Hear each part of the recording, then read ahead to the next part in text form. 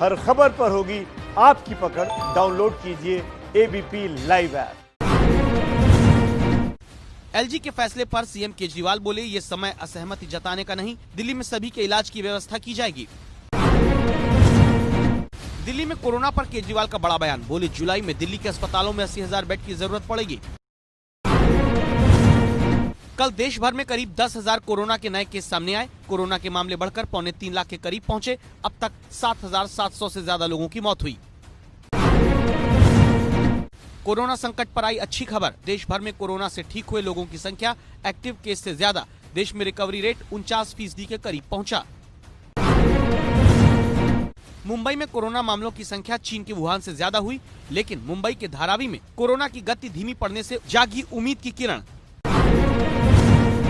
Corona से निपटने के लिए सरकार की तैयारियां तेज। कोरोना से मुकाबले के लिए 50 से ज्यादा जिलों में स्थानीय प्रशासन की मदद के लिए केंद्र की टीमें तैनात होंगी। कल बैठक में हुआ फैसला।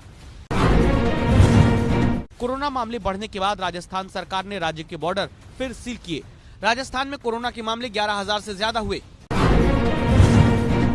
पंजाब में अमरिंदर सरकार ने गुरुद्वारों में लंगर और प्रसाद बांटने की इजाजत दी। पंजाब में कोरोना के 2,700 मामले हैं। मेघालय की कोनार्ड संगमा सरकार का फैसला, जून के अंत तक सभी धार्मिक स्थल बंद रहेंगे। तमिलनाडु में डीएमके विधायक जे अंबालगन की कोरोना से मौत। 61 साल की विधायक को किडनी की समस्या थी। हिमाचल प्रदेश के लाहौल स्पीति में हड़ताल पर बैठे मजदूरों से मिलने पहुंचे मंत्री को महिलाओं ने लौटाया, कहा बाहर से आए हैं तो क्वारंटीन रहिए। मुंबई में अनोखी शादी ने पेश की मिसाल, दूल्हा और दुल्हन दोनों डॉक्टर सादगी से शादी के तुरंत बाद अस्पताल में ड्यूटी पर लौटे। भारत और चीन सीमा विवाद सुलझाने के लिए बातचीत जारी। सेना के मेजर जनरल स्तर पर हो रही है बातचीत। पिछली बातचीत के बाद नरम पड़ा है चीन। चीन से तनातनी के बीच वायुसेना की तैयारी तेज। उत्तरकाशी के चिन्याली सौड़ में हवाई पट्टी पर मालवाहक विमान की सफल लैंडिंग की। यहां से चीन की सीमा 125 किलोमीटर दूर है। भारत चीन सीमा विवाद पर शिवसेना का सरकार पर निशाना, सामना में लिखा, भारत के बाजार में चीन की 16% हिस्सेदारी है और सरकार आत्मनिर्भर भारत की बात कर रही है। असम में ऑयल इंडिया के कुएं में लगी आग बुझाने की कोशिश जारी। आग पर काबू पाने के लिए सिंगापुर से बुलाई गई टीम। अब तक 2 लोगों की मौत हो चुकी है। ऑयल इंडिया के कुएं में आग पर असम के सीएम सर्बानंद सोनोवाल बोले, आग बुझाने में करीब 25 से 28 दिन का वक्त लग सकता है। आसपास के लोगों को वहां से शिफ्ट किया गया है। जम्मू कश्मीर के शोपियां में सुरक्षा बलों ने 5 आतंकवादियों को ढेर किया। किरण सेक्टर में आतंकियों के ठिकाने से भारी तादाद में हथियार और गोला बारूद बरामद हुआ। कोरोना के संकट के बीच नहीं बाजा रहा पाकिस्तान। राजौरी के नौशेरा सेक्टर में किया सीज फायर का उल्लंघन। कश्मीरी पंडित की हत्या के बाद जम्मू कश्मीर में लोगों का गुस्सा थमने का नाम नहीं ले रहा है। कांग्रेस ने लगातार दूसरे दिन भी हत्या के विरोध में प्रदर्शन किया। जम्मू कश्मीर में लोगों के लिए मददगार बनी सेना। पुलवामा में सेना के जवानों ने जरूरतमंद लोगों को राशन पहुंचाया।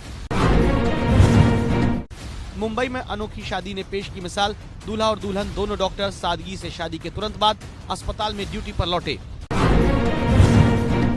हरियाणा की जींद में एक कोरोना पॉजिटिव मरीज फरार, सीसीटीवी में दिखा। दूसरी मंजिल से रस्सी के सहारे उतरकर फरार हुआ। अमृतसर में सुप्रीम कोर्ट के फैसले पर मजदूरों ने मनाया जश्न। सुप्रीम कोर्ट ने कल मजदूरों की जल्द घर वापसी और सभी मुकदमे वापस लेने का आदेश दिया था।